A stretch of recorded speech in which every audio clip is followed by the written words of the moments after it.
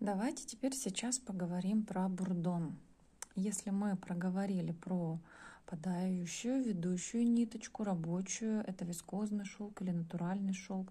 Также я вам рекомендую толщину рабочей нити от 5000 на 100 в 3 сложения. Это 2500, 3000, 1000 метров на 100. Эти величины подойдут для вас.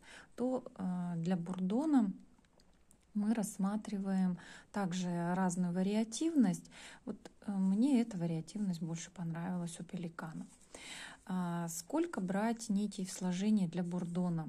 Мы видим, что эта ниточка такая плотная, толстоватая, и у нее хорошая такая скрутка, прочная. Почему я выбрала именно эту скрутку?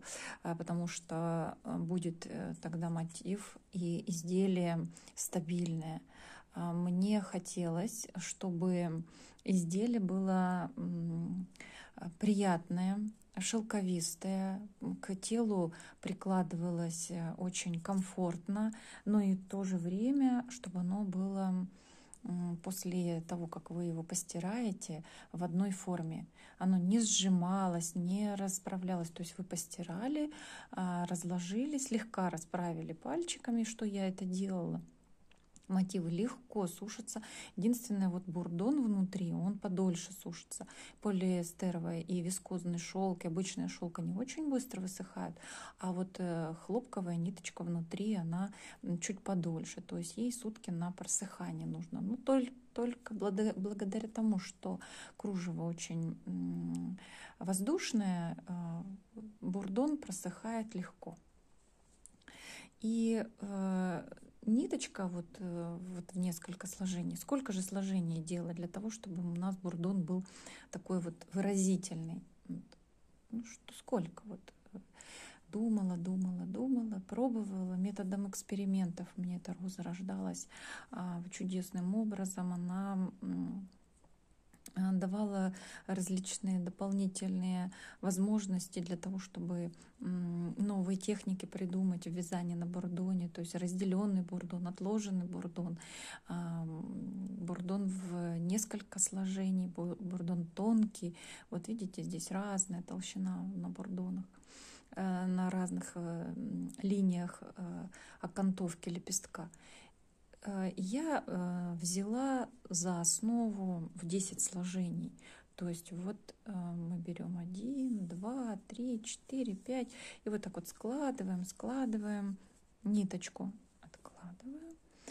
Вот. И мы вот эти вот сложения берем, считаем, чтобы было 10. Ну, то есть 5 сложений пополам потом делаем, и получается, например, 10. И ввязываемся. В самом начале можно сохранить не 10 сложений, а, например, 6. Вот в самом начале, когда мы вяжем. То есть мы будем по ходу вязания цветка экспериментировать в том числе и с бурдоном. Ну, например, 3 сложения или вот 4 сделали, пополам 8. Как это, толщину как можно регулировать. Дальше. 3 сложения бурдона сделали, длинную пополам, уже 6. Можно начинать с тонкой, с толстой величины бурдона. Это уже на свое усмотрение.